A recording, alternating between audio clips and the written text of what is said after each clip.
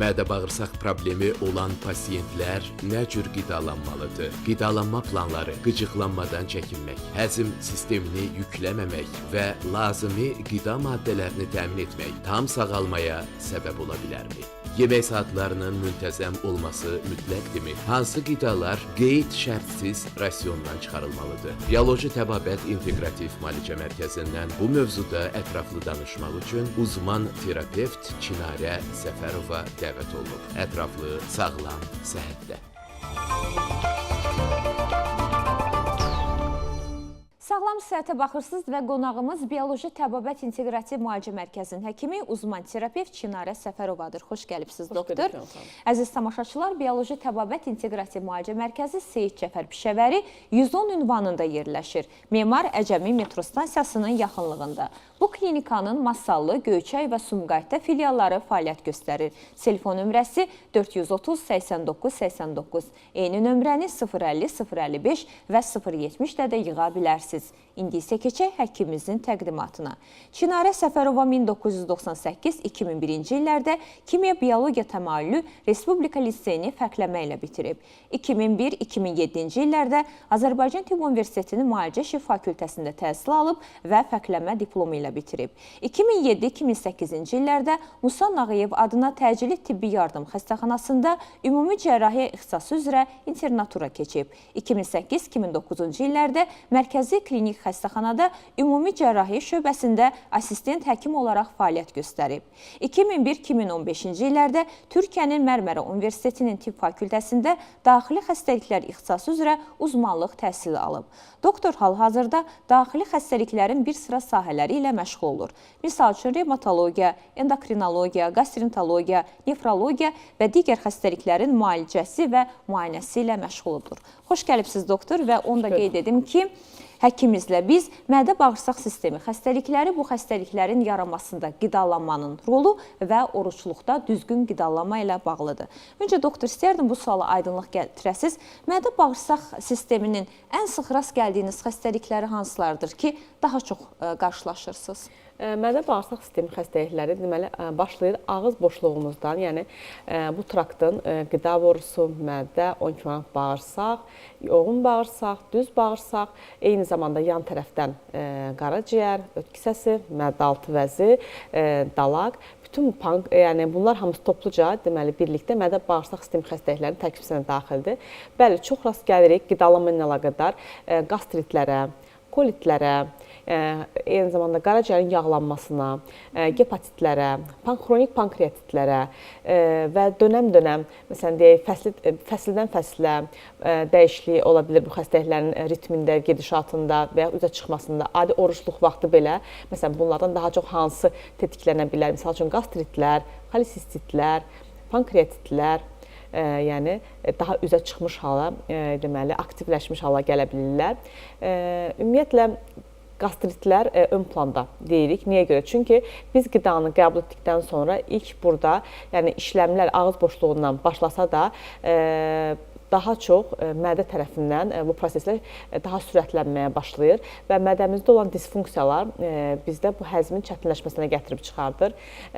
Qastritlər isə yəni çox geniş bir təsnifatı vardır. Burada kəskin qastritlər, xronik qastritlər, xronik qastritlərin özləri ola bilir, autoimmun qastritlər, infeksion qastritlər, atrofik qastritlər, yəni bir çox kimi növləri olur. Burada mütləq şəkildə xəstələrin düzgün şəkildə anamnezinin toplanması çox önəmlidir. Çünki qastrit ola bilər ki, düzgün qidalanmamaqdan əmələ gələ bilir. Qastrit ola bilər ki, xüsusi dərman preparatlarının düzgün olmayan istifadəsi nəticəsində əmələ gələ bilir. Qastritlər ola bilər ki, içilmiş, deyək ki, ya aşırı qələvi və yaxud da aşırı turş bir içəcəklərin etkisindən əmələ gələ bilər, soyuqdan, aşırı isti qidalanmadan, yəni müxtəlif faktorların kompozisiyasından oluşmuş ola bilər. Ona görə mütləq xəstələrin geniş bir toplantı şəklində bunu araşdırma etmək lazımdır. Adətən xəstələri sizin kabinetinizə gətirən əsas səbəb nə olur, doktor? Xəstənin istədiyi şey, xəstə əslində bir çox həkimə danışa bilmədiyi şeyləri, məsələn, şəxsən məsələn mənim otağıma daxil olub da xəstə deyir ki, doktor, ax məndən heç bunu soruşmamışdılar, ax məndən heç onu soruşmamışdılar. Yəni ətraflı bilgi, xəstə ətraflı bilgi vermək istəyir əslində. Çünki bizə bu bilgi lazımdır. Xəstə vermək istəyir, biz də bunu almamız lazım ki, xəstəyə düzgün yanaşmaq ehtimalımız daha da yüksəlsin. Məhz xəstə bunu yəni gördükdə daha da rahatlaşır, daha da əmin olur ki, yəni həkim doğru istiqamətə varacaq, doğru yönə gedəcək. Mən ən birinci bunu dəyərləndirirəm xəstə. Çünki deyir doktor, siz bizimlə çox zaman ayırırsınız. Belə olmalıdırmı doktor? Belə olmalıdır. Çünki xəstə bizi seçib gəlibsə, bizim ona faydamız toxunmalıdırsa, yəni qastritlərin dediyim kimi çox növləri var. Sadəcə mədən ağrıyır, bu dərmanı içə bilərsən demək, yəni bu çıxış yolu deyil. Yəni əgər bizim fərqliliyimizi görübsə, bizim yanaşmamızın fərqliliyini də görməlidir. Doktor, mədə bağırsaq sistemi xəstəliklərini yaradan əsas faktorlar nələrdir? Bizdən asılı olan və asılı olmayan səbəblər varmı? Bəli, başlayaq ətraf mühit, belə deyim. Yəni adi siqaret çəkmə, alkollər, enerji içəcəklərimiz, bunların tərkibindəki zərərli komponentlər, səhər qidalanmamamız, işə tələsərək qaçıb getməmiz, mədə turşuluğumuzun artmasına səbəb olur və bu mədə turşuluğu öz seyikli qirşamızı artıq zədələməyə başlayır. Özümüzə düşmənlik etməyə başlayırıq və yaxud da ac qarına kofenin içilməsi. Yəni insanlar sanki düşünürlər ki, çox aktiv olacaqlar. Yemək yeməsə də kofeni içib zaman qazanaraqdan deyək ki, əslində mədə bağırsaq sistemlərini geri salmış olurlar və xəstəliyə başlanğıc yaratmış olurlar.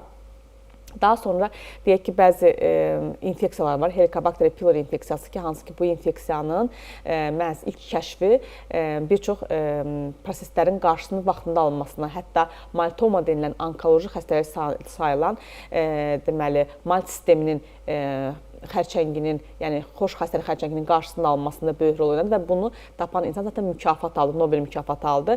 Ona görə biz mütləq şəkildə xəstələrdən bu infeksiyanı da sorğulamağa çalışırıq. İnfeksiyanı bir neçə yolundan sorğulaya bilərik. Biz nədüstə Helicobacter pylori antigeninə baxa bilərik. Biz endoskopik olaraq biopsiya punktantlarına baxa bilərik buna və yaxud da non-invaziv yöntəmlər var. Biz buna ureaz nəfəs testi deyirik ki, xəstə ac qarnına gəlir, heç bir ilac almadan bu testə yaxınlaşır və bu testdə nəfəs verərək orada karbon, yəni çıxan karbon qazının miqdarına görə bu infeksiyanın neçə dərəcə müsbət olduğu və bunun şiddətini göstərməyə bizə yardım edir. Daha sonra hansı faktorlarda? Deyək ki, bəzi dərmanlar var ki, misal üçün ağrı kəsici preparatlar və yaxud da qan sulandırıcı preparatlar, aspirin türevi preparatları. Yəni, niyə görə adını çəkirəm? Biraz xəstələrimiz diqqətlə yanaşsınlar deyə. Yəni, bunların ac qarına qəbulu yol verilməzdir. Çünki normal seyirli qişanın zədələnməsinə gətirib çıxardır və bunları siz üst-üstə daha çox yaparsanızsa, bu hətta nəinki üst mədə bağırsaq sistemi, eyni zamanda alt mədə bağırsaq sistemi patologiyalarına, kolitlərə, hətta böyrək problemlərinə gətirib çıxarda bilər. Bundan başqa stres faktorları çox böyük rol oynayır. Məsələn, stres xorları deyə bir şeylər var. Misal üçün, insanlar adi bir travma, bir qəza keçirdikdə belə mütləq onlara mədə qoruyucu təyin edirlər. Niyə görə? Çünki beynin deşarj olduğu yer mədə bağırsaq sistemidir. Adi düşünün ki, imtahana hazırlaşırıq, necə stresli oluruq. Bəzi insanlar, məsələn, hətta ishal olmağa başlayırlar. Bəzi insanların iştahları arta bilir, bəzi insanların iştahları azala bilir. Mədə bağırsaq sisteminin peristaltikası ya artır, ya azalır. Yəni, burada beynimizin deşarjı, yəni beynimizin stresinin azad olunma deməli, sonlanma nöqtələrindən biri mədə bağırsaq sistemidir. Ona görə stres faktorları çox böyük rol oynayır. Stres xoraları əmələ gələ bilir insanlarda, dediyim kimi travma sonrası, qəzalar sonrası və ya adi stres keçirən insanlarda, yəni mədə spazmları deyirik ki, məsələn, yəni sinir mənşəli mədə spazmları olaraq adlandırılır. Yəni burada da bu çox böyük rol oynamaqdadır və digər. Bir də doktor, misal üçün, tutaq ki, infarkt keçirmiş, ürək infarktı keçirmiş xəstələrə ömürlük qəbul etdikləri dərmanı yazırlar. Zaman-zaman izləyicilərimizdən bununla bağlı suallar alırıq ki, o dərmanlar mənim mədəmi incidir, mədə qanaxmasına, bağırsaq qanaxmasına səbəb olur deyirlər. Doktor, əgər bir xəstə davamlı olaraq bu tabletləri qəbul etmək məcburiyyətindədirsə, misal üçün, epilepsiya xəstələri var, yaxud digər xəstəlikdən əziyyət çəkən insanlar var, hər gün bir neçə tablet qəbul etməlidir. Bəzən ovuc-ovuc dərman içənlər də olur. Bunların özü ayrıca bir faktordurmu mədə bağırsaq probleminin yaranması üçün? Əlbəttə ki, bunlar çox böyük faktordur. Yəni, düşünün ki, vurğuladığınız həmin o preparatlar mənim az öncə dediyim aspirin türev preparatlardır ki, məsələn, biz bu durumlarda mütləq xəstələrə onu dəyişməyə çalışırıq. Daha xəstəyə zərər verməyən və bu effektə yaxın bir effekti olan preparatları başlamağa çalışırıq. Bəzən əgər mütləq göstərişdirsə bunun istifadəsi, bu zaman artıq mədə qoruyucularla bərabər istifadə etməyə çalışırıq. Xəstəyə yəni doğru şəkildə pəhrizin istifadəsini məsləhət görürük ki, yəni bir tərəfdən dərman, bir tərəfdən də qida faktoru heç olmasa bir-birini kompensasiya eləsin ki, bu effekt daha az olsun. Yəni çünki burada xəstənin ziyan görməsi və yaxud da effekt görməsi məsələn tərəzinin biz gözlərinə qoyub dərman verəkmi, verməməkmi qərarını çox diqqətlə seçməliyik. Çünki kəsə bilməz, yenidən o stentlər tutula bilər. Bəli, stentlər tutular. Ona görə də məsələn mütləq şəkildə biz burada pəhriz qidalanma və bu effektin qarşısını almaq üçün preparatlarda yanaşı mütləq istifadə etməyə çalışırıq ki, bir dönəm, yəni çünki bəzən məsələn ara verə bilirik, amma kəskin dönəm keçdikdən sonra bu kəskin dönəmdə idarə etmək zorundayıq ki, xəstənin həyat təhlükəsizliyi sovuşsun. Doktor, bəs qidalanmağın nə qədər payı var? Əgər biz doğru qidalanarıqsa, bu bizi hansı mədə-bağırsaq problemlərindən qoruyar? Tək düzgün qidalanmaq. Belə deyim, tək düzgün qidalanma sizi 50% mədə-bağırsaq sistemi xəstəliklərinin 50% yarıya qədər, doktor. Bəli, əlbəttə ki. Yəni düzgün qidalanarıqsa, doktor, biz 50% mədə-bağırsaq xəstəliklərindən özümüzü qoruya bilirik. Bəlkə mən daha az deyirəm, amma daha çox yəni qurtulmuş oluruq. Ona görə ki, mədə-bağırsaq sistemi öz-özünü yeniləmə qabiliyyətinə malik olan bir sistemdir. Məhz oruçluq, yəni Ramazan ayında tutulan oruçların da məhz insan orqanizminə faydası vardır. Yəni biz Allah üçün orucumuzu tutduğumuzu düşünürük, amma Allahımız bunu bizim üçün, yəni biz insanlar üçün bir nemət olaraq yəni göndəribdir. Çünki burada autofage denilən bir mexanizm olur. Mədə-bağırsaq sistemi özünün köhnəlmiş, artıq zərərə uğramış, artıq fəaliyyət göstərməyən hüceyrələrini özünü udur və onu yeni hüceyrələrlə əvəz edir. Bu faydasıdır oruçluğun. Bu faydasıdır və qidalanma, bəli, qidalanma çox doğru vurğuluyursunuz. Yəni, misal üçün, istifadə etdiyimiz yağların tərkibi belə önəmlidir. İstifadə etdiyimiz çayların tərkibi önəmlidir. Yəni, genetiki dəyişdirilmiş... Çoxunun da tərkibindən xəbərimiz yoxdur. Məsələn, mövsümündə olmayan qidaların istifadəsi, gübrəli qidaların istifadəsi, ağır metallarla intoksikasiyalara gətirib çıxarda bilir və biz bunu sonradan anlamış oluruq. Yəni sonradan artıq illər keçdən sonra, depolandıqdan sonra bizim vücudumuz, limfa sistemimiz dolduqdan sonra artıq bizim bu şikayətləri, reflüks, yəni bəzən reflüksu çox basit bir xəstəlik olaraq qəbul edirlər, amma reflüks əslində mədə-bağırsaq sisteminin bir bağırtısıdır. Yəni ki, artıq düzgün getməyən bir şey var. Yəni biz deyək ki, basit bir mədə qoruyucu verərəkdən və yaxud da bir prokinetik verərəkdən bunun qarşısını almağa çalışırıq simptomatik. Amma bu bununla bitərmi? Xeyr, bununla bitməz əslində.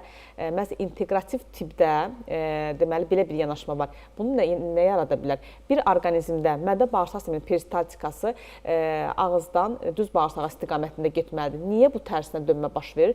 Bu tərsinə dönmə baş verəndə deməli xüsusilə öd kisəsi və qaraciyər xəstəliklərində bu tərs dönmələr ola bilir. Ona görə məsələn mütləq şəkildə mən önərirəm ki, bu xəstələr öd yollarına və qaraciyər yollarına yəni xəstəliklərinə görə müayinə olunsunlar. Yəni bunların tədavisi reflüks xəstəliyinin residivləşməsinin qarşısını alır və daha tez dönəmdə xəstələrin sağalmasına gətirib çıxardır.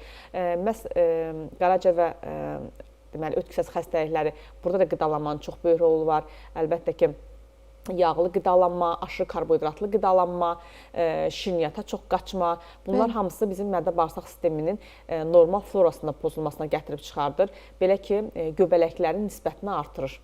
Doktor, mədə-bağırsağımızın 3 əsas düşməni olan qidanı sadalaya bilərsinizmi? Misal üçün, 3-cü yerə hansı qidanı qoyardınız? Ümumiyyətlə, belə deyim, bəzən kəskin acılı turş qidalar biz deyirik. Yəni, məsələn, istiotun belə faydası sübut olunmuşdur. Amma bir mədə-bağırsaq sisteminin bir qastriti, bir eroziyası varsa, orada istiot daha da işi pozacaq, yəni.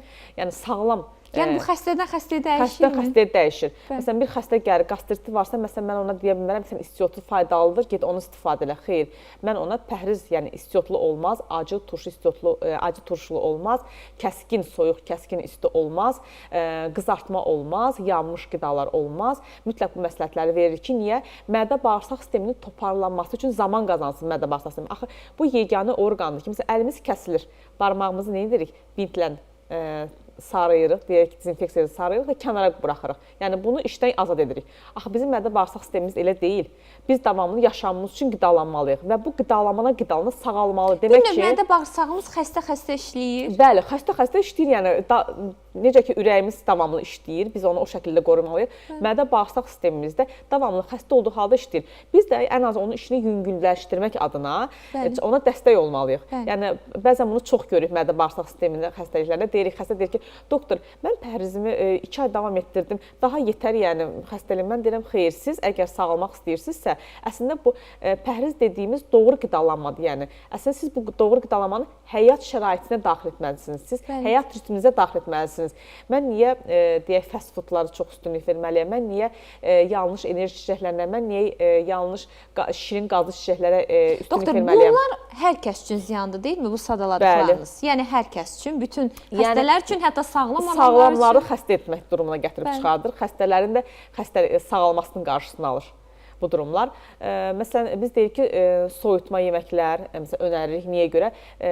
Yəni, qızartma yeməklərdə mədənin daha çox həzm prosesində daha çox zorlanması, yəni daha çox əziyyət çəkməsi, daha çox enerji sərfi baş verir. Bu zaman öz sağalmasına zamanı qalmır. Yəni, deyək ki, mədənin zədələnmiş bir toxuması var. Mədə bunun üçün enerji verməlidir ki, sağaltsın. Bu enerjini verir həmin o qidaların həzminə.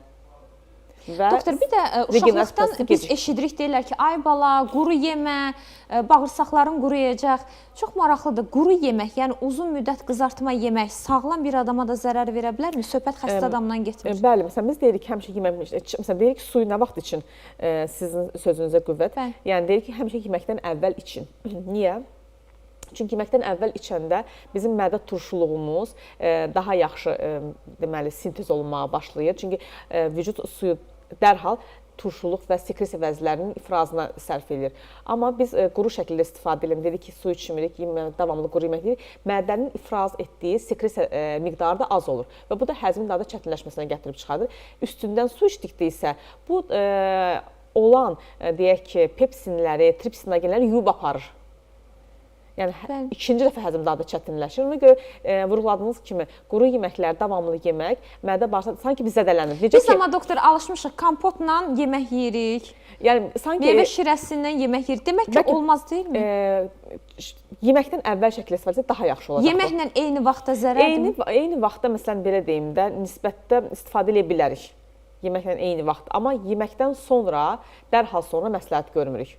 Bir də nəyə görə deyirlər, doktor, eyni vaxtda yaxud həmən ardınca turş və şirini qatmayın yeməkləri bir-birinə. Qatdığımız zaman nə baş verir ki, doktor? Nə baş verir? Mən sizə başa salım. Deyək ki, turşun deməli parçalamasında bir orqan iştirak eləyir, yəni daha çox iştirak eləyir, digərində digər orqan daha çox iştirak eləyir. Bu zaman bunların işləri elə bil ki, bir-birinə qarışır. Aləm dəri bir-birinə. Yəni, qaraciyər deyir, mən işləməliyəm, mədə deyir, mən işləməliyəm, pankreas deyir, mən işləməliyəm. Məsələn, belə bir Şirəli babanı yəqin eşitmişsiniz. Şirəli babanı deyirlər ki, niyə siz uzun ömürlüsünüz? Gedirlər bir təcrübə eləməyə ki, bu sekret nədir yəni? Sir nədir burada? Şirəli baba deyir ki, hamı yanına, hər kəs, bu sirri öyrənmək istəyən hər bir adam bir şirəli qazan götürsün, yanına qoysun və yemək yedikləri zaman hər qidadan həmin o qazanın içine açsınlar və günün sonunda hər kəs öz qazanının ağzını açsın. Deməli, hər kəs eyni şəkildə eləyir. Günün sonunda Şirəli babanın qazanının ağzını açırlar. Heç bir qaz, heç bir belə pis bir iyi yoxdur. Yəni, bir növ qidadır. Digərlər hər kəs açanda qaz, qıcqırma, iyilər hamısı bir-birinə qarışıqdır. Yəni, bu da nəyi göstərir? Yəni, biz qidaları bir-birinə qarışdırmamalıyıq. Yəni, çünki həzm prosesində mədə-bağırsaq sistemində bu qədər yüklüyüncə artıq orada elə reflüks əmələ gələcək, həm öd reflüksu əmələ gələcək, həm mədə reflüksu əmələ gələcək. Artıq sistemlər bir-birinə qarışacaq. Yəni, prokinesiya prosesi pozulacaq. Yəni. Ona görə də bu şəkildə qabaca baxsaq. Doktor, Müqəddəs Sayının gözəl günlərini yaşayırıq. Bir oruc tutan mədə xəstəsi necə oruç? Əslində, onu xüsusən qeyd edim ki, dini qaynaqlarımıza görə, dini mənbələrimizə görə yalnız sağlam adamlar oruç tuta bilərlər. Yəni, oruç tutmaq kiməsə əziyyət verirsə, oruç tutmaq kimi bir məcburiyyəti yoxdur. Bütün halda bir müsəlman oruç tutursa, nələrə diqqət etməliyik? Baxın, bəzən oruçluqdan sonra çox çəki alanlar olur. Tam tərsinə çəki çoxalırlar. Niyə? Çünki axşam iftarda o qədər çox yemək yeyirlər ki, mədə istəyir ki, balacalaşsın, mədə balacalaşa bilir. Bəli, əksinə daha çox çəki alır. Əslində necə qidalanmalıyıq ki, Əslində mədə necə bağırsağımız narazı qalmasın? Deməli, burada prinsiplərimizdən ən başlıcası yenə mayenin miqdarı yetərincə olmalıdır iftarla imsakımız arasında. İkinci, bol proteinli qidalarla bəslənməliyik. Karbohidratlı qidaları daha az, yəni düzdür, şəkərə ehtiyacımız olur, amma önəmli tərəfini biz proteinə verəcəyik. Çünki enerjimizi proteindən almağa çalışacağıq ki, yağlarımız parçalansın. Yəni vücudumuzda olan yağlar parçalansın və məsələn deyirik qaraciyər yağlanması varsa keçsin, insulin diləncimiz varsa keçsin, obezdirsə kilo versin. Çünki metabolizmanı normal salmaq üçün biz protein yolunu istifadə etməliyik. Eyni zamanda bol kalsium istifadə etməliyik. Çünki kalsium nə lazımdır? Kalsium əzələlərimiz üçün lazımdır, enerjimiz üçün lazımdır, əzələlərin yığılması üçün lazımdır. Eyni zamanda deməli vurğuladığınız kimi iftarda bir dəfəyə oturub, yəni açdımmı, davam edim yeməyi deməyib, yəni bunu biraz daha etaplı şəkildə eləmək. Eyni zamanda deməli imsakda Həmən su içmək doğrudurmu? Belə bir adət su qəbul etmək. İlıq su, daha çox ilıq su qəbul edirik. Soyuq suya, qaynar su qəbul etmirik. Niyə görə? Çünki sübut olunub ki, ilıq su bizim limfa sistemimizi açmağa kömək eləyir. Bəli. Artıq deməli vücud deyək ki, toksinləri çıxardıb mədə bağırsaq sisteminə bunun atılması lazımdır. Biz mayeni verəcəyik ki, bu sistem aktivləşsin və vücudumuz daha rahat şəkildə növbəti gün işinin davamını icra eləsin. Çünki hər gün Ramazanın hər günündə orqanların belə deyim də sistemində çox böyük dəyişikliklər gedir və bu sırasının ardıcıllıqla baş verir. Yəni ona görə də bizdə burada ilıq su məsələsi çox önəmlidir. Yəni 2 stəkan hətta ilıq su, hətta xurma ilə açmamız. Yeməkdən öncə. Yəni yenə də yeməkdən öncə söhbətinə gəldik. Gördünüzmü? Yenə yeməkdən öncə, yəni oruçda belə biz yeməkdən öncə birinci suyu içirik. Çünki vücudumuza kömək etmiş oluruq. Xurmanın niyə görə, yəni Yüce Rəbbimiz buyurubdur? Ona görə ki, xurmanın özünün deməli örtücü bir effekti var. Mədə bağırsaq sistemində qastrit olsun, suvayır qəşəng, bütün o sistemləri suvayır və regenerasiyanın onun altında regenerasiyanın getməsinə yəni kömək edir. Daha sonra əlbəttə ki, yəni yeməklərimiz də normal kalorili olsa, məsələn, insanların üçün işləri müxtəlif olur. İnsan var, oturaq işlə məşğul olur gün ərzində. İnsan var, daha məsələn, danışa bilir biz həkimlər kimi, siz deyək ki, jurnalistlər kimi davamlı. İnsan var ki, fizik iş olaraq yorulur. Yəni, bu enerjini alacaq qədər, yəni kalorini almaq lazımdır. Yəni, o demək deyil ki, oruç tuturam, yox, mən kilo vermək üçün yemək yeməyəcəm. Belə bir şey yoxdur. Yəni, yeməyin normal miqdarı yeyəcəksən. Amma aşırıdan qaçacaqsın əlbəttə ki. Yəni, çalışacaqsan ki, dediyiniz kimi kilo almayaq. Savab etmək istədiyimiz yerdə mədəmizə ziyan verməyək. Doktor, bəs sahurda süfrəmizdə nələr olsa daha yaxşıdır? Sahurda məsələn, mütləq yumurta, məsələn, mən özüm də mütləq yumurtanı sevirəm. Çünki təbii ki, deyəcəksiniz ki, yumurta həm vurğulayır ki, allerjikdir. Yox, normal kənd yumurtası dediyimiz, mənbəyi bildiyimiz yumurta vücud üçün dəngədə saxlamağa çox yardımcı olan bir komponentdir. Ondan sonra yenə də dediyim kimi biraz karbohidratlardan istifadə edə bilərsiniz. Yəni cem ola bilər, sonra kiçik bir dilim deyək ki, yağ ola bilər, pendir ola bilər. Ondan sonra yəni xurma mütləq rasionumuzda olacaq.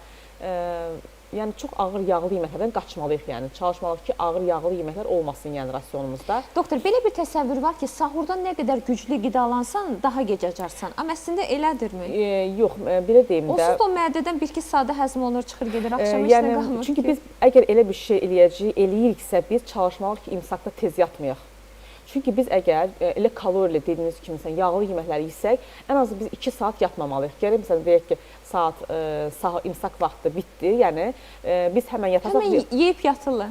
Qətiyyən olmaz. Yəni əgər elə bir şey yatmayacaq bu insan, gedib yürüyüş eləyəcək. Çünki refluksunu sən rahatlıq vermək istərkən tam tərsinə mədənin refluksunu artıracaqsan, ödün refluksunu artıracaqsan, yəni işlər tam tərsinə gedəcək.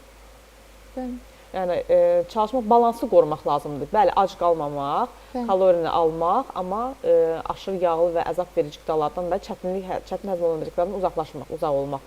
Yəni dediyim kimi ət məhsulları yeyə bilərlər, məsələn, onlardan düzəlmiş salatlar istifadə edə bilərlər mütləq şəkildə. Çərəzlər istifadə edə bilərlər. Məhz belə deyim də, Ramazan ayı Novruz bayramına təsadüf eləyibdir. Fikirləşirsən ki, bişirəcəm, amma necə yeyəcəm, çatdırmayacam, ondan da yeyəcəm, bundan da yeyəcəm. Bu dəfə biraz nəfsimizi saxlayacaq biraz karbohidratdan. Amma yəni bunlar da belə deyim də bizə enerji verəcək bir şeylərdir. Çünki hamısının içində qozdur, fındıqdır, badamdır. Bunlar bizim enerji ehtiyaclarımızı ödəyəcək. Yəni ona görə bunların istifadəsi məqbuldur. Doktor, mən istərdim mədə-bağırsaq sistemi xəstəliklərinin müayinə və müalicəsində inteqrativ tibbin rolunu da, fərqli yanaşmasını da qeyd edərdiniz. Deməli, inteqrativ tibbin fərqli yanaşması həmişə mən vurğulayıram. Əslində fərqli yanaşma dediyimiz klassikin tamamlanması kimi mən algılayıram. Yəni klassikdə biz dərmanlarımızı önərdik. Bəs qidalanmamıza nə edəcəyik, necə eləyəcəyik, hansı allergen faktorlar varsa onları kənarlaşdıracağıq qidalarımızdan. Deyək ki, bu xəstənin bir pankreatiti var. Siz məsələn bu pankreatit varsa biz çalışacağıq ki, xəstəyə meyvə və tərəvəzləri misal üçün önərməyəcəyik. Niyə görə? Çünki meyvə və tərəvəzlər mədə turşuluğunun ifrazını daha da artıracağı üçün biz əks effektlər ala bilərik. İnteqrativ tibbdə məsələn istifadə oluna bilər yanaşı bunların xüsusi azon terapiyaları mədə-bağırsaq sisteminə istifadə oluna bilər. Misal üçün kolitlərdə ön planda istifadə oluna bilər. Deməli, endoskopik yolu ilə bağırsağın sehli qişasına yeridilir və orada aktiv oksigen deməli radikallarının regenerasiya prosesinin sürətlənməsi, parazitlərin məhvi, helmintlərin təmizlənməsinə çox böyük rol oynayır. Misal üçün hidrakolon deyirik. Yəni hidrakolon terapiya nə deməkdir? Yəni ümumiyyətlə əvvəl mənim yadımdadır ki, nənəm Allah rəhmət eləsin. Yaxınlarımıza rəhmət eləsin. Deyirdi ki, müəllimə ali savadlı müəllimə idi. Deyirdi ki, həmişə deyirdi ki, sanatoriyalara gedəndə mütləq birinci bağırsaq yuyulmasından başlayırlar. Çox doğru bir yaxlaşımdır. Ona görə bizim bağırsağımız yəni hər gün alır və çirklənir. Biz bunu deyək ki, defekasiya haqqında bu tam təmizlənmir. Bu xovlar bilirsiniz ki, o qədər sıxdır ki, yəni bu xovlar bunların hidrakolonda yəni az da olsa tərpənişmə əmələ gəlir orada. Çünki təzyiqli maye verilir və həmin o xovların arasındakı deyək ki, helmint olsun, işte qalıq qidalar olsun, bunlar yavaş-yavaş bağırsaq tərəfindən atılmağa başlayır və bu prosedur əslində ildə bir dəfə hamımızın keçməsi, bir neçə dəfə çox önəriləcək bir şeydir. Çünki insanın rəngi də dəyişir, insanın allergik faktorları da azalır. Çünki allergiya nədən əmələ gəlir? Yediklərimiz bağırsaqda olan deməli xovların bir-birinin ayrılması və keçməməsi gərəkən qida faktorlarının qana keçməsi fonunda əmələ gəlir.